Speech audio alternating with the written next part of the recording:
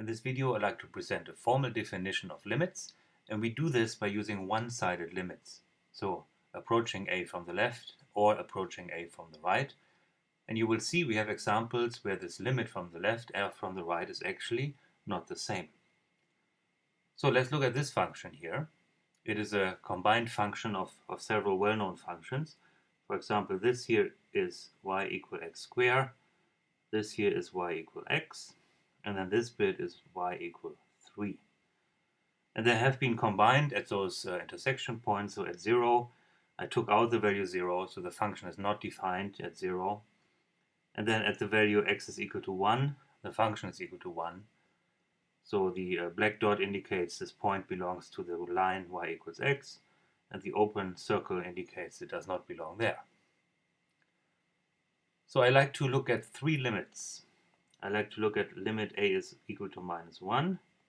I like to look at a is 0. And I like to look at a is equal to 1. And of course, all these cases are different, so it does make sense to talk about them. So let's first look at limit as x goes to minus 1 f of x. So the function has a value here, which is equal to 1. And then also, the function is just well defined, so you can plug in any numbers, they're all part of the function.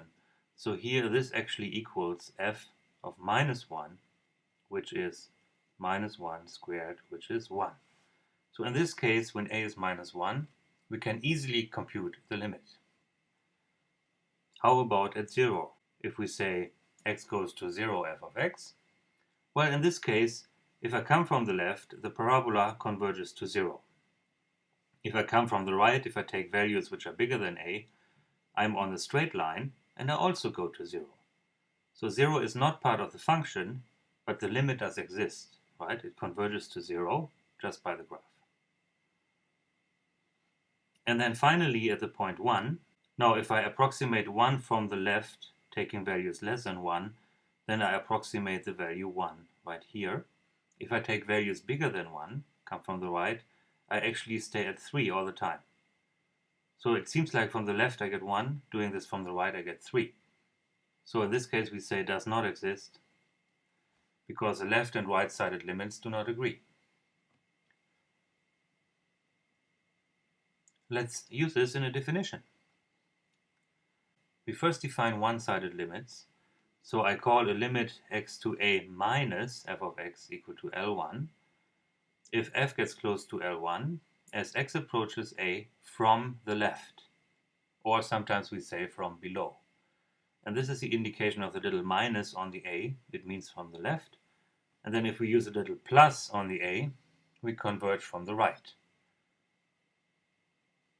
And then we define the limit to be L, so the limit to a where there is no plus or minus on the a thingy is equal to L if the right and left-sided limits exist and they are equal.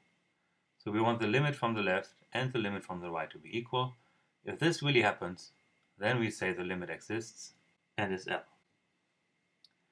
In this example, let's do this for minus 1. Let's look at the left-sided limit, limit x to 1 minus. I come a little bit from the left, okay. And in the other case, I come a little bit from the right. And in either case, I converge to 1. So they are the same. So we say the limit exists. Let's look at 0. Okay, so here we see in both cases, we converge to 0. So these limits are the same. So we can say the limit as x goes to 0 is 0. And of course, it's different at the point 1. If you approach 1 from the left, so from here, okay, then you converge to 1. If you approach it from the right, so from here, you get a 3. Okay? So they're not equal, so we say the limit actually does not exist. Let me summarize. So we say a limit exists if the limit, the left-sided limit, and the right-sided limit are all the same number.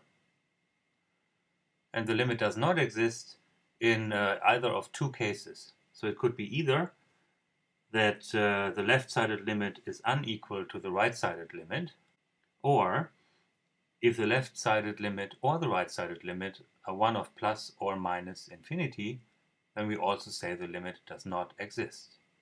We will see examples later where this also happens. Let's see what Gerlach and Marlow are up to.